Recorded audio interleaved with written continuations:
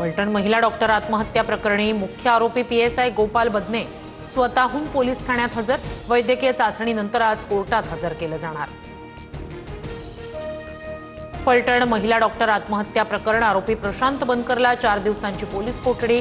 महिला डॉक्टरनं प्रपोज केलं होतं, मात्र प्रशांतनं नकार दिला होता, कुटुंबियांची माहिती। प्रत्यक्ष अप्रत्यक्ष संबंध असल्याचा पुरावा असल्यास अधिकाऱ्यांवर कारवाई होणार। फलटण महिला डॉक्टर आत्महत्येप्रकरणी अधिकाऱ्यांवर हलगर्जीपणाच्या आरोपांनंतर मुख्यमंत्र्यांचा इशारा। मुरलीधर मोहोळांना जैन बांधवांनी हाकललं। रवींद्र धंगेकरांचा निशाणा। जैन बोर्डिंग परिसरात मुरलीधर मोहोळ यांना जैन बांधवांचा घेराव। जमीन व्यवहार रद्द करण्याची मागणी। प्रकरणाशी संबंध कसा नाही हे पुराव्यांनिशी मांडलं। चूक असती तर इथे आलोच नसतो। जैन समाजाच्या सोबत अन्नत्याग करण्याची वेळ येणार नाही, मुरलीधर मोहोळ यांचं आश्वासन। केंद्रीय गृहमंत्री अमित शहा यांचा उद्या मुंबई दौरा। सह्याद्री अतिथीगृहात सर्वपक्षीय नेत्यांसोबत बैठक घेणार।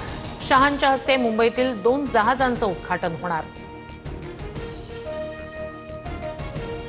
ठाकरेंच्या शिवसेनेचा उद्या मुंबईत निर्धार मेळावा। आदित्य ठाकरे मतदार याद्यांमधील घोळासंदर्भात बोलणार।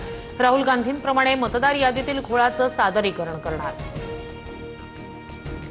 मध्य रेल्वेच्या माटुंगा ते मुलुंड दरम्यान अप आणि डाऊन जलद मार्गावर मेगा ब्लॉक, तर ठाणे ते वाशी दरम्यानची सर्व अप आणि डाऊन ट्रान्स हार्बर सेवा 11 ते 4 या वेळेत पूर्णपणे बंद राहणार। एसटी महामंडळाच्या ताफ्यात 8300 नव्या गाड्यांची भर पडणार। स्मार्ट, वोल्वो, मिनी बस अशा सर्वच श्रेणींच्या गाड्यांचा समावेश। डिसेंबर 2024 अखेर गाड्या सेवेत आणण्याचं नियोजन।